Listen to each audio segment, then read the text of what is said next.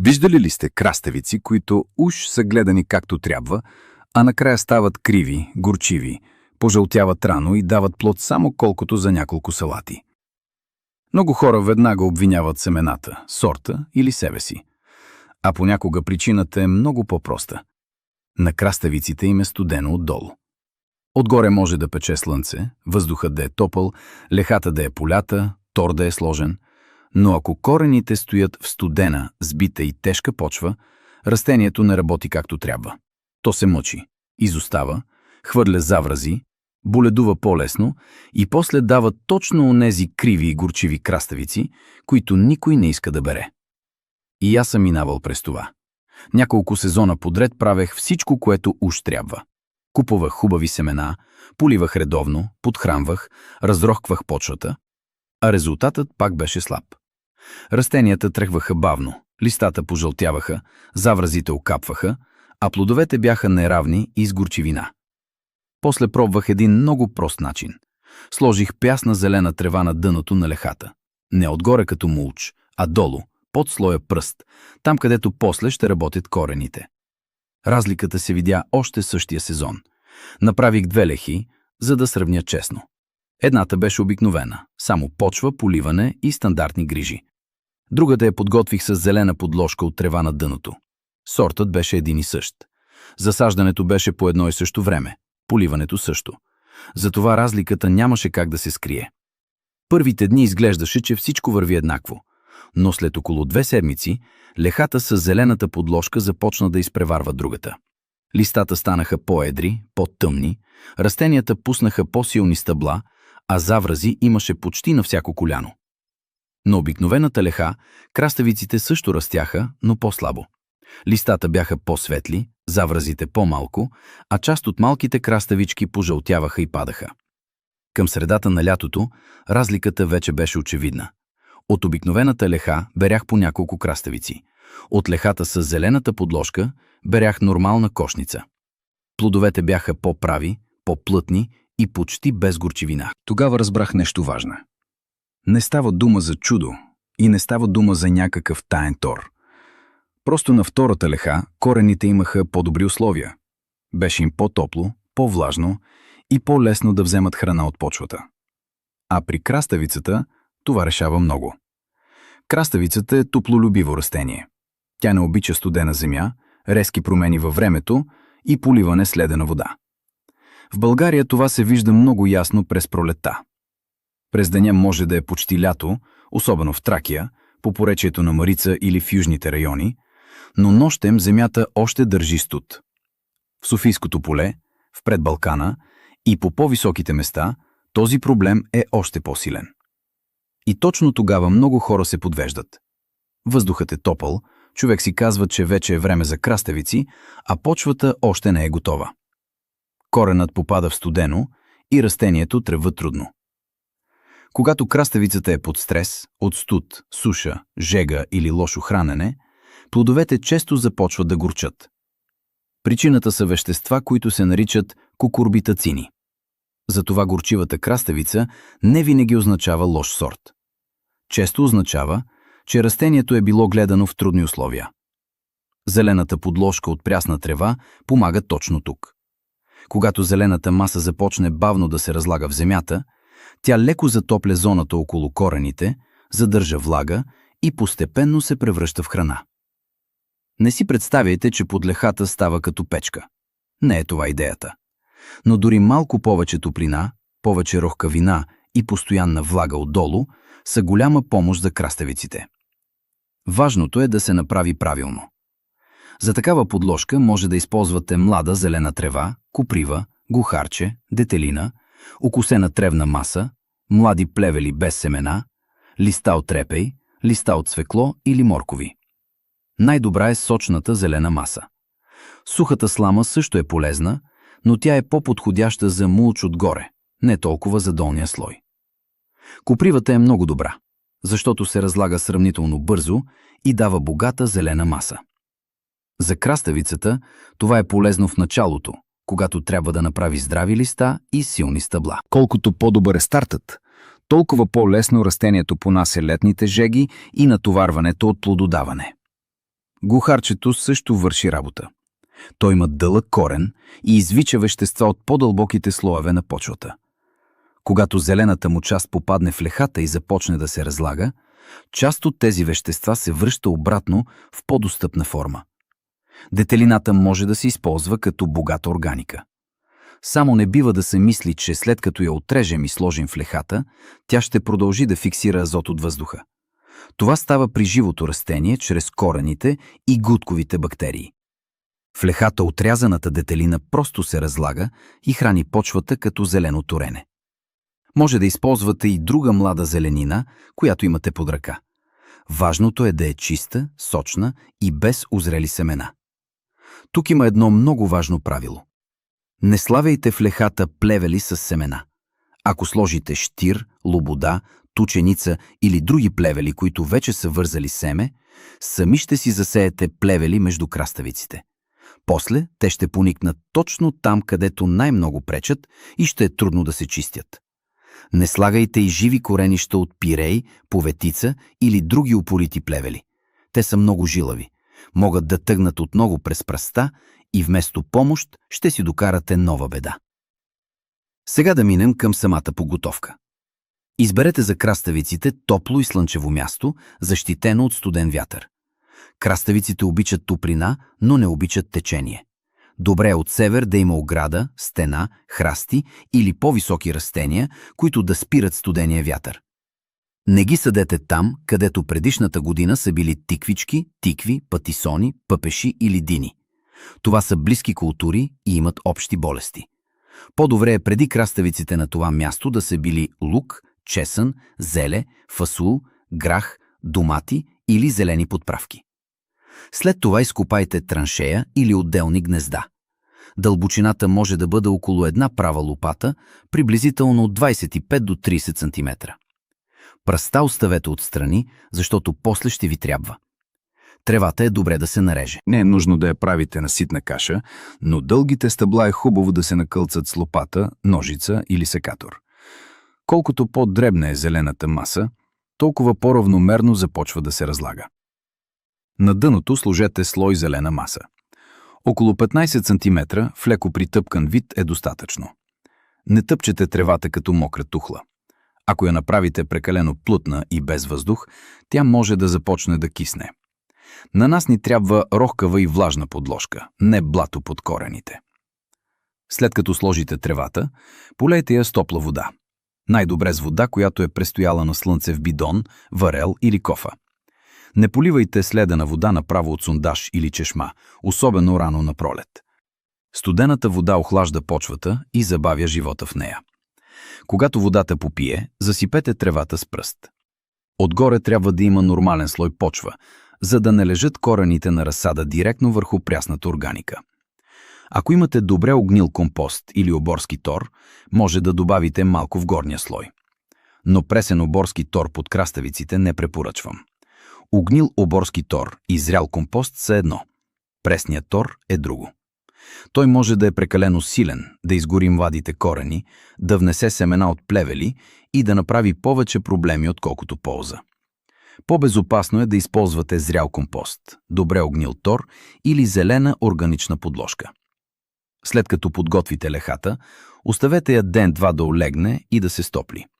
После може да засадите разсада или да засеете семената. Ако садите разсад, правете го внимателно. Краставиците не обичат да им се пипат корените. Извадете растението заедно с цялата пръст около корена, поставете го в гнездото и запълнете отстрани. Не го заравяйте прекалено дълбоко, ако разсадът не е изтеглен. Ако сеете с семена, сложете ги в вече затоплена и влажна почва. В студена земя семената може да лежат дълго, да загният или да поникнат слабо. Краставицата иска топлина. Тогава поникват дружно и тръгва по-уверено. След засаждането е много полезно да мулчирате отгоре.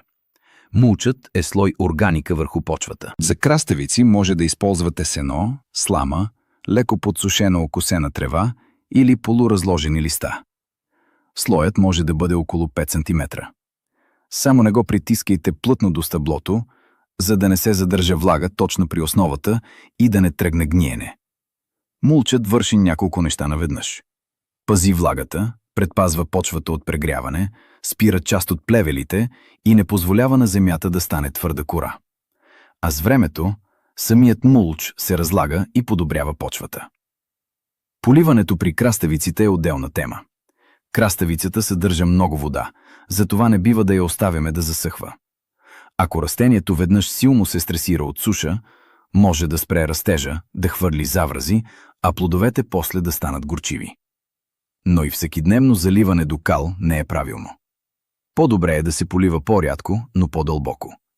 В горещите български лета, особено в Южна България, край Пловдив, Пазарджик, Хасково, Стара Загора или Сандански, краставиците често искат редовна вода. Но точният режим зависи от почвата, мулча и времето. На песъчлива почва водата изчезва по-бързо. На тежка глинеста почва се задържа повече. Затова не гледайте само календара, пипнете почвата. Тя трябва да е влажна, но не подгизнала. Когато краставиците започнат да растат активно, им трябва азот. Част от него ще дойде от зелената подложка.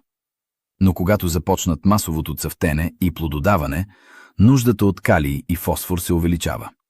От храненето в този период зависи дали плодовете ще се наливат добре и дали завразите ще се задържат. Един прост източник на калий е дървесната пепел. Но с пепелта трябва да се внимава. Тя не само дава минерали, но и намалява киселинността на почвата. Ако почвата ви е по-алкална, а на места в България това не е рядкост, прекаляването с пепел може да навреди. Затова я използвайте умерено и само от чиста дървесина. Без боядисани дъски, пластмаса, шперплат, гума или буклуци. Може да направите пепелен извлек. Една чаша пресята дървесна пепел се разбърква в кофа вода. Оставя се да престои и после се полива върху влажна почва. Не е нужно да се лее постоянно. По време на плододаване е достатъчно да се подхранва периодично, ако растенията показват нужда. Ако краставиците започнат да растат криви, причината не е само липса на калий. Може да е нередовно поливане, студени нощи, слабо опрашване, претоварване на растението, повредени корени или общ недостиг на храна. Затова не бързайте да сипвате всичко наведнъж. Първо погледнете условията. Да кажем и няколко думи за оформянето. В старите съвети често се казва, че главното стъбло трябва рано да се прищипе, за да тръгнат странични разклонения. Понякога това наистина помага, особено при по-стари пчелоопрашващи сортове, които плододават повече по страничните стъбла. Но при съвременните хибриди това правило не винаги е добро. Много партенокарпни краставици, които се гледат в оранжерии и не се нуждаят от опрашване, се водят по-добре вертикално на една основна лиана. При тях долните издънки и листа се премахват внимателно според развитието на растението. Затова няма универсално правило за всички краставици. Най-сигурно е да гледате описанието на сорта или хибрида. Ако е стар пчелоопрашващ сорт, прищипването може да е полезно. Ако е модерен оранжериен партенокарпен хибрид, обикновено се оформя по-внимателно и се води нагоре. Ако краставиците са в открита градина и се стелят свободно по земята, не усложнявайте излишно. Най-важното е да не са прекалено гъсто засадени, листата да се проветряват и плодовете да не лежат постоянно във влажна почва. При опрашването също има разлика. Партенокарпните хибриди могат да връзват плод без опрашване. Затова често се гледат в оранжерии. Пчелоопрашващите сортове обаче имат нужда от насекоми. Ако пчелите и другите опрашители са малко, завръзите може да пожълтяват и да падат. За да привлечете опрашители, около краставиците може да засадите копър, босилек, невен, латинка или други цъфтящи растения. Това не е магическа защита от всички вредители, но е полезно за градината. Има повече живот, повече насекоми и по-добро опрашване. Сега за болестите. Един от честите проблеми при краставиците е брашнестата мана. По листата се появява белезникав налеп, после листата пожълтяват и изсъхват. Това най-често се случва към края на лятото, когато нощите стават по-хладни, има повече роса и растенията се проветряват по-трудно. За профилактика не сгъстявайте посевите. Не поливайте листата вечер със студена вода. Махайте старите болни листа и поддържайте растенията в добро състояние. Силното растение в жива рохкава почва винаги издържа по-добре от слабото. От домашните средства някои използват разтвор с сода и малко сапун или суроватка, разредена с вода. Но това не е гаранция срещу всички болести. Ако заразата вече се е развила силно, само с народни средства може да не успеете да я спрете. По-добре е да работите предварително за профилактика. Топлина, умерена влага, проветряване, чиста леха и редовно бране. Брането също влияе на плододаването. Краставиците трябва да се обират често. Най-добре всеки ден или през ден, особено в жегите. Ако оставяте прераснали плодове по растението, то получава сигнал, че семената озряват и може да забави образуването на нови заврази. Берете внимателно, с ножица или нож, като оставяте малка дръжка. Не дърпайте стъблата с ръка. Краставицата има плитки корени и лесно се разклаща. И още нещо важно. Как да удължим беритбата към края на сезона? Краставицата може да плододава дълго, ако има топлина, влага и храна. Но в края на август и през септември нощите започват да стават по-хладни. В някои райони на България денят още е топъл, но нощем температурата пада рязко. Това спира растежа много бързо. След такива нощи листата започват да жълтеят по-бързо. Новите заврази се развиват по-слабо, а растенията сякаш застиват. Затова в края на сезона гледайте не само дневната прогноза, а и нощните температури. Ако се очаква студена нощ, покрийте лехата с агрил, спанбонд или друг лек покривен материал. Не чакайте истинска слана. Краставиците започват да страдат още при силно застудяване, особено ако почвата е мокра и студена. Покриването помага да се запази по-мек микроклимат около растенията. Нощем задържат част от топлината, а сутрин е добре да го отворите или махнете, за да се проветрят листата и да не се събира излишна влага. Преди студена нощ проверете и почвата. Леко влажната земя държи топлина по-добре от напълно сухата. Но не заливайте лехата до кал. Излишната влага в студено време увеличава риска от гниене. В края на август или началото на септември може да направите лека санитарна резидба. Махнете старите пожълтели листа, болните листа и празните стъбла, по които вече няма заврази. Само не оголвайте растението напълно. Зелените здрави листа му трябват, за да се храни. Такава резидба подобрява проветряването, намалява натоварването върху корените и помага на растението да насочи сили към нови заврази.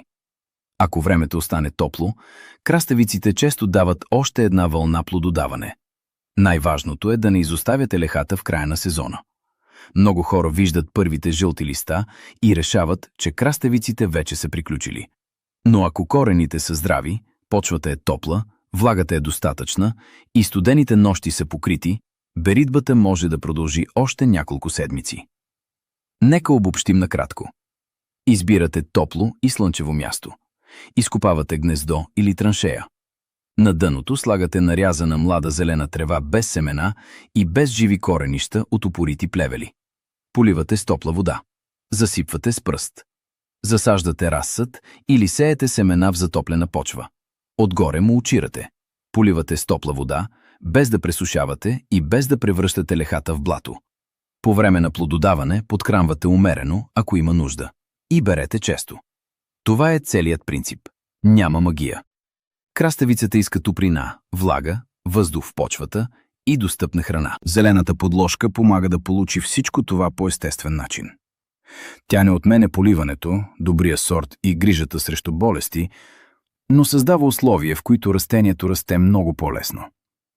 Пробвайте поне една такава леха за сравнение. Едната направете както обикновено, а другата с зелена подложка отдолу. Още по листата, завръзите и първите плодове ще видите дали има разлика именно във вашата градина.